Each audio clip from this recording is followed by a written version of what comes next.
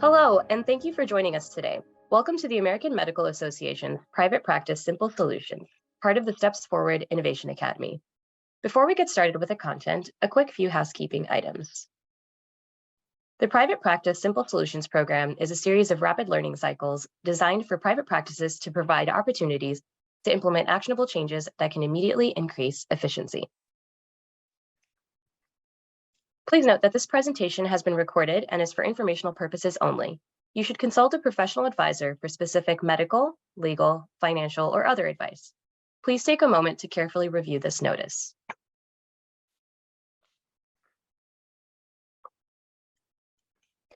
I'd like to now introduce our speakers and subject matters for this session: Dr. Justin Holtzman, Dr. Roxanne Tyrock, Dr. Carl Napke, and our moderator for today's discussion, Dr. C. Chen. I'll go ahead and pass it on to Dr. Chen to start us off. Hello, my name is C. Chen. I'm the Physician Director of Practice Sustainability at the American Medical Association. I first want to thank the audience for joining us for this discussion today, and I also want to thank the panelists for bringing their expert insights and experience. Dr. Holtzman, Dr. Napke, and Dr. Tyrock, it's a pleasure to have you here all today to discuss this very timely topic of support staff recruitment and retention. Before we begin our discussion, I'd like for the panelists to please share with the audience a brief introduction about yourself and your practice. Dr. Tyrock, would you like to go first? Yes, thank you so much. It's a great honor and privilege to be here today with this wonderful group of people. I'm Roxanne Tyrock. I'm from El Paso, Texas. I'm on the Texas delegation, and I'm the newest member at large of the private practice physician section. And I've had a great deal of experience with staffing issues through the pandemic, and I'm so glad that we're addressing this topic. Thank you, Dr. Tyrock. Dr. Napke? Hi, my name is Dr. Carl Napke. I live in Riverside, California. We have a small group of private practice physicians that's about 4 physicians large. I'm also on the private practice physician section. And we definitely have dealt with many challenges that are a part of running a private practice. And I hope that we learned something today. Thanks, Dr. Napke. Dr. Holtzman. Hi, I'm Justin Holtzman. I live in Boston, Massachusetts, and I run a small multi-specialty practice with 3 locations in the Boston area. And we've certainly had our share of challenges and successes in growing the business. So I look forward to being here. Thank you, Dr. Holtzman. In the first webinar in the session, Dr. Holtzman laid out an innovative framework to build a thriving workplace culture and a practice where the staff members are empowered and want to come to work. In today's webinar, we'll discuss different ideas and topics generated by a question that came through the discussion board panel. And before we get to those topics, though, I wanted to pose a question to the panelists on how they recruit the right team members to join their practice. Dr. Holtzman, what strategies have you used in your practice to recruit these team members? That's a great question. We try to use word of mouth, but we start looking at places where people are already motivated to work in healthcare. So we look at local colleges and universities, people that are interested perhaps in going into medicine, and they take a year or 2 off in between their undergraduate studies and graduate studies. And these people are intelligent, they're motivated, they're bought in, and they're there to not only work, but learn as well. And through there, we generate a ton of leads in getting more people to join us. Great, thank you for that. Dr. Tyrock, what strategies do you use for your practice? Well, thank you for this question, Dr. Chen. It certainly has evolved over time, but I do work with a staffing agency to obtain my employees. And there's an individual there with over 20 years experience. And we've personally been working together for the last 6 years. and she's gotten to know me and the type of people that work well in this particular practice model and the patient population. And it's gotten to the point where she's spot on. Everybody now that she brings in is a great fit. So I feel very fortunate to have that situation. El Paso has a very high poverty rate. It has a very small proportion of individuals. I have a bachelor's degree, which does make it difficult when you're looking at administrative staff. And there's a collection agency in El Paso that has a real global view of this because they operate in multiple cities throughout the nation. And they were telling me how they've seen that particular demographic situation play out in practices in El Paso. Very difficult to find office managers and advanced administrative staff. Thank you. Thank you. Dr. Napke. Thank you, C. Let me say first off, this is a really tough topic. I don't want to pass along the concept here that this is easy, because I feel like everybody struggles with this and everybody takes a long time to kind of get their footing.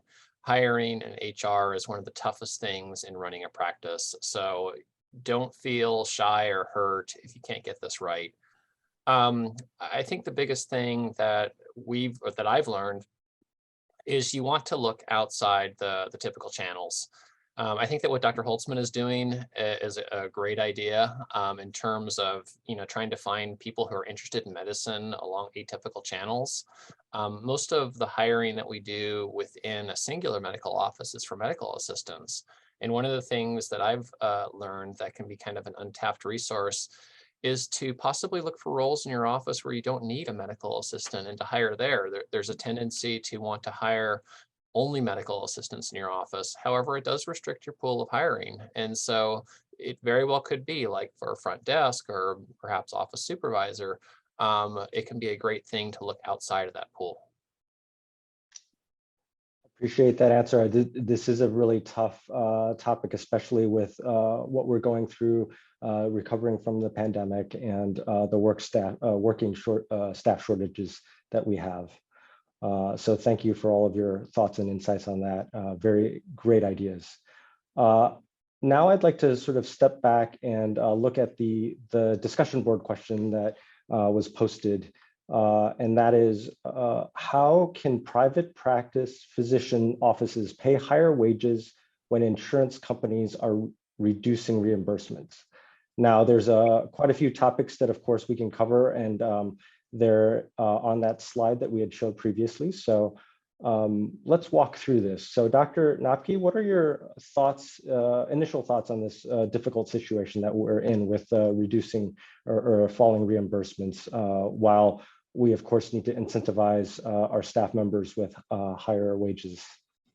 This is, again, a really tough topic, and it's, I think, really unfair for small private practices because many of the healthcare entities that you compete against are larger organizations that have a completely different revenue model than what a small private practice does.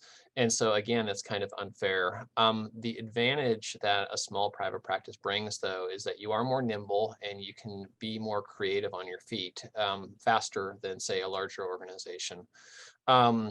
So anything from trying to improve efficiency in the office, work on your automation tools so that you can get work done quicker, to even creating what I like to call profit centers as opposed to cost centers within your medical assistants. Some examples of those profit centers is doing things like remote patient monitoring and training a medical assistant to be a coach with that. Another example is working with an ACO in regards to working on what's called TCMs, transitional care management programs.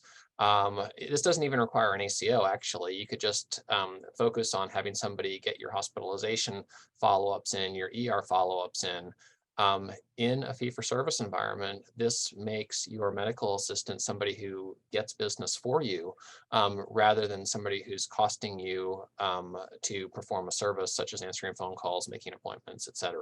So those are some ways to think about that. Those are great points, Dr. Napke. Dr. Tyrock, I understand that you use quite a bit of automation to help your practice. What strategies have you employed in that sense to sort of reduce costs and be able to pay your staff a competitive salary? Well, I've looked into automation probably more than I've actually deployed automation. I've looked into there are different, I use Athena as my electronic medical record, and Athena has multiple marketplace partners that have been vetted to a certain degree. They have partners in the realm of chronic care management, of scheduling, telephone triage, digital check-in, and I've done probably the most research in the arena of the digital check-in. And, you know, you look at the amount of money that they want to collect monthly, and you look at how much that would bring to, how much value that would bring to the practice. And at this point, I haven't deployed it yet, mostly because we market this practice as having a really strong human element to the culture of the practice. So I'm just still monitoring that situation. There is a texting platform. I know everyone on this panel has described their successful use of the texting platform and how this can enhance communication between the physician and the patient without having to have another FTE. It can help you manage and minimize the FTEs that you're paying. Of course, there's a cost to that, which is the physician takes on more responsibility towards communication with the patients. And this has been a very helpful tool.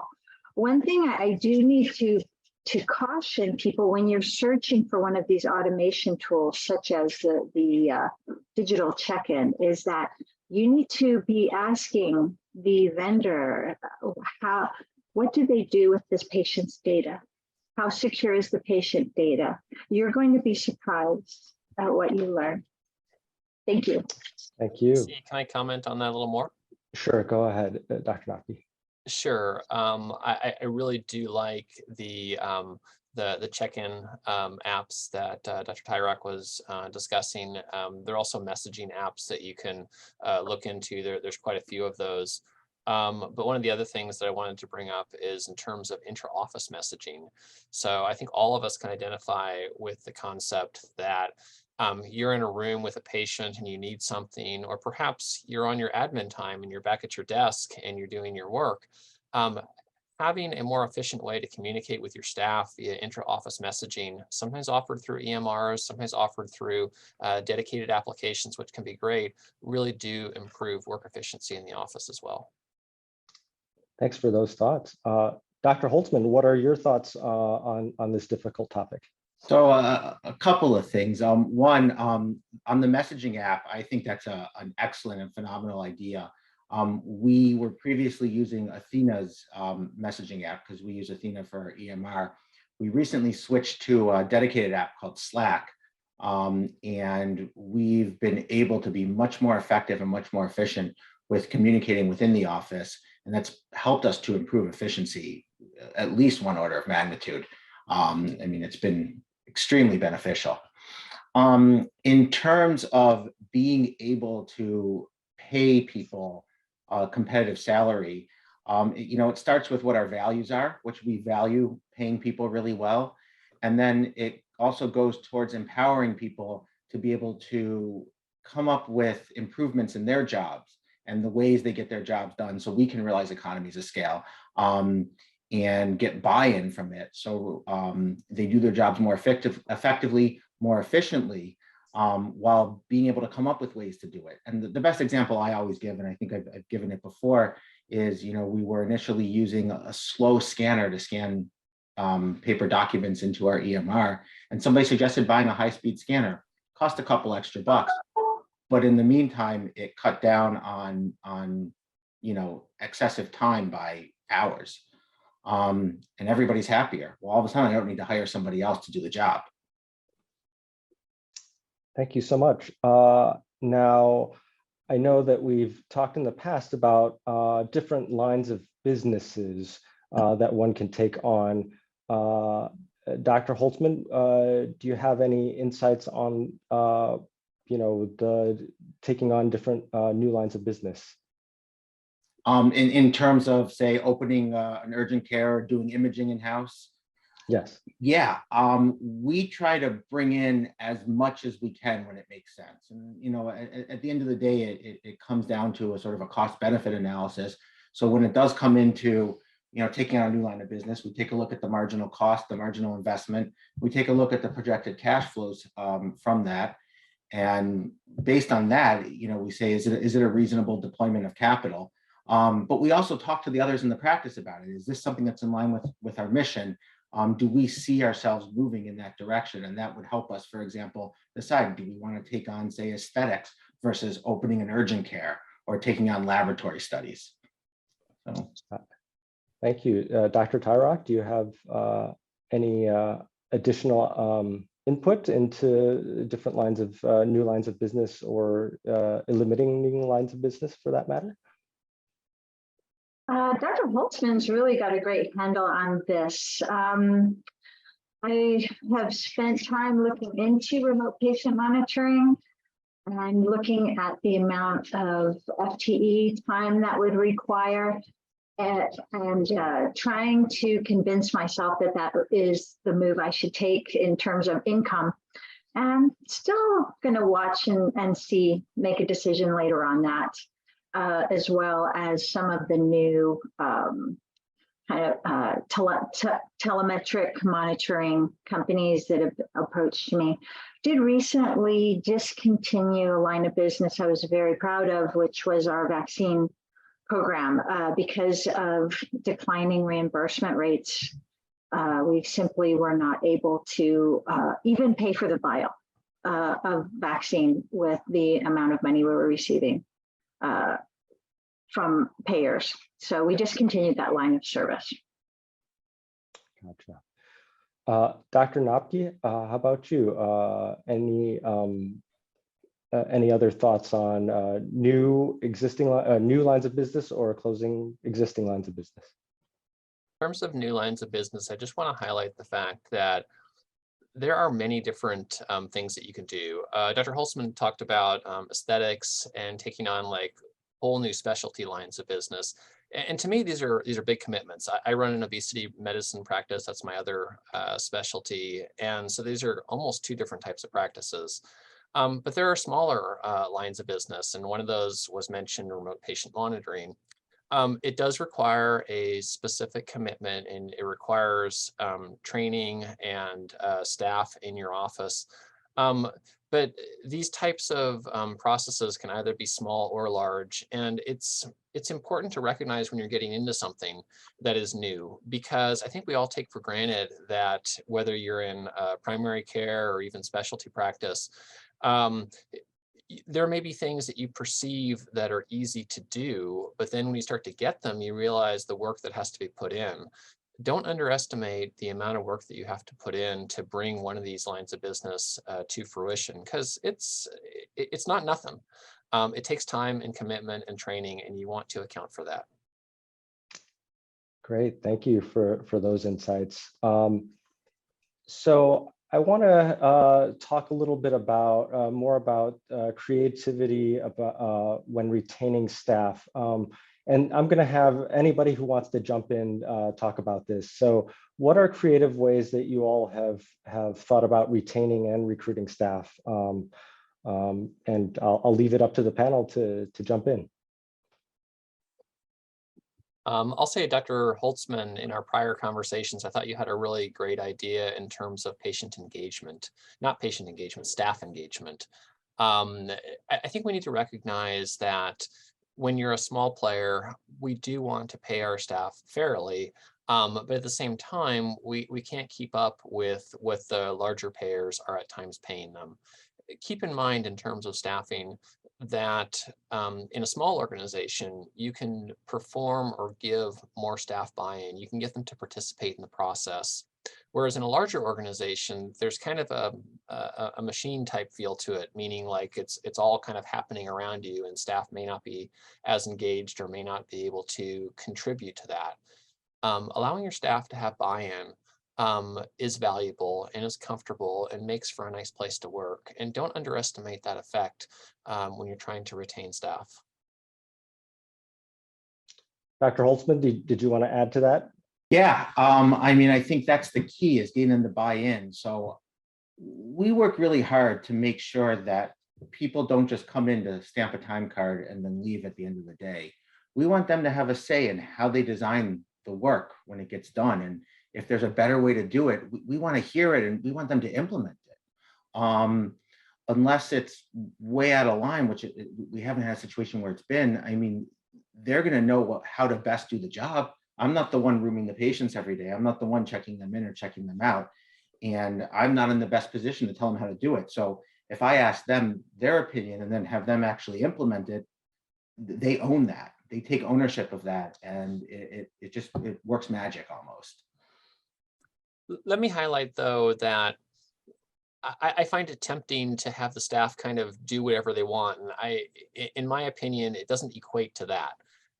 As the manager of your clinic, as the owner of your clinic, you do have to take the final responsibility. So I really like the idea of having staff engagement and having them kind of create their home. But at the same time, it is incumbent upon each of us to make sure that those decisions are going to be the right ones, because if something goes wrong, the staff are not the ones who will take the responsibility. It will be you. Yeah, no, that's a very fair point. We do have a process where the operations director looks over everything and makes sure it's done right, so it's not just the Wild West. But at the end of the day, I haven't had a situation where an idea that's been asked to be implemented is just so off base that it's not worth implementing. And a lot of the times it's, let's see how it works, and if it doesn't work, we'll try something else. So we're not sort of stuck in sort of a set way. And I think staff really respond well to that. I think that's wonderful. And I think the most important thing that I heard from you there is that you have to be willing to try new things. And, Yeah. it's kind of a life advice type thing, but it works well in business, I feel, too. Dr. Tyrock, do you have specific issues when dealing with the staffing agency to get buy-in from your staff? Well, I've learned a lot working with them. So staffing shortages are really caused by a myriad of factors, and they manifest differently based on geography, practice type. And so this makes solutions somewhat elusive. But we both together, we study the market, the local market, we study the Texas market, MGA reports. There was an MGMA report in June of 2022 that showed that medical staff, what they were looking for was better pay. That was the main driver. And there was another report, MGMA, May 2022, that showed that practices, for the most part, 50% increased or added benefits during the pandemic. And April 2022 MGMA report showed that the most difficult staff type to find was 44%. There was 44% shortage. Practices reported shortages. And nurses, there was a 27% shortage. Administrative and billing, 18% shortage.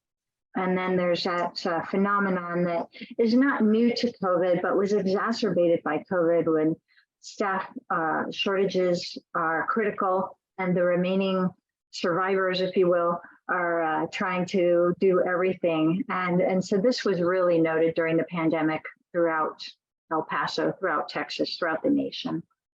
I think we're starting to recover because there's not so many people out sick, but we're sure, even though the pandemic will formally end in May, I think staffing shortage is still going to be in a critical position.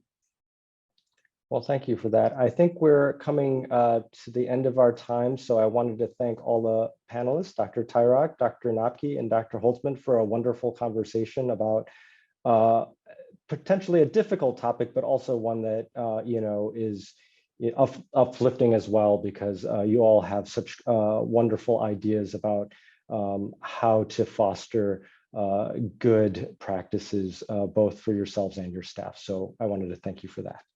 All right, that was wonderful. Thank you all for your time today. I'd just like to remind everyone about the ongoing discussion board, so you can connect with our speakers today and your peers with any questions you may have.